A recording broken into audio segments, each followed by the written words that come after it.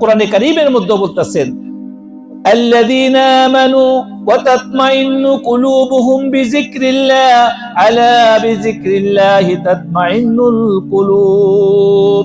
যারা ঈমান গ্রহণ করবে তাদের কলবসমূহের মধ্যে শান্তি আসবে, ইত্মিনান আসবে।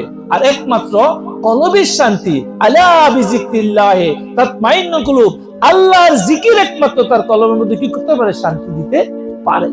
এই জন্য আপনি যখন আল্লাহর জিকির করবেন, ওই হাদিসের মধ্যে বলতেছে ফাইযা যাকারাল্লাহ খানাসা, বলছে যখনই আপনি জিকির করবেন শয়তান ওখান থেকে ভাগে।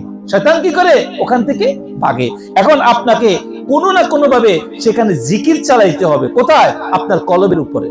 আর সেই কলব যখন আপনি চালানোর জন্য আপনার কি দরকার, আপনার এমন এক ব্যক্তি দরকার, এমন এক গুরু, এমন এক মুর্শিদ, এমন এক শিক্ষক দরকার, যিনি ওই আত্মার ভিতরে জিকির জারি করতে পারেন, কামেলে মোকাম্মেল, তিনি তাওয়াজ্জুতে সেখানে আপনার ভিতরে জিকির জারি করে দিতে পারেন।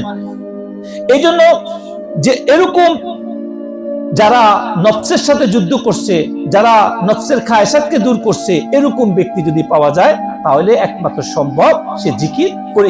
এখন প্রশ্ন করতে পারেন, এরকম লোক তো পৃথিবীতে পাওয়া খুবই দুষ্কর। না, বুজুর্গানে দিন বলছে, যখন কারো কলব জিন্দা হয়ে যায়, যখন কারো কলব আল্লাহ আল্লাহ জিকির করে, যখন কলব নিজেই আল্লাহ আল্লাহ জিকির শুরু করে, ওই কলব, ওই মানুষের আপনার দৈহিকভাবে মৃত্যু দেখি, কিন্তু তার কোনো মৃত্যু নাই। সেজন্যই কোন কামেল মুকাম্মেল যদি কোনো মাজারও শুয়ে থাকে, ওখানেও যদি আপনি জিয়ারত করতে যান, আল্লাহর ওলির মাজার আল্লাহ পাকের রহমত করতে থাকে, আর সেই রহমতের কারণে, সেই আত্মাগুলোর সাথে সংস্পর্শে যাওয়ার কারণে ওখান থেকে আপনি শয়তান খান্নাস আপনার কাছে থাকতে পারে না। সেজন্যই বলা হয়েছে যে আত্মা, জিন্দা আত্মাগুলো সেভাবে কাজ করে। আর আপনি যখন কোনো কামেল মুকাম্মলের সাথে আপনি একাত্রিত হবেন, আর তার ফায়েজ যখন আসতে থাকবে, আর আপনি যখন আল্লাহু আল্লাহু লা ইলাহা ইল্লাল্লাহ এরকম কলবের সাথে জিকির করতে থাকবেন, তখন আপনার কলব একদিন নিজে নিজে জিকির শুরু করবে। কলব কি করবে, নিজে নিজেই জিকির শুরু করবে। আর যখন নিজে নিজে কলব জিকির শুরু করবে, তখন শয়তানের সাথে যুদ্ধ শুরু হয়ে গেল। কার সাথে, শয়তানের সাথে যুদ্ধ শুরু।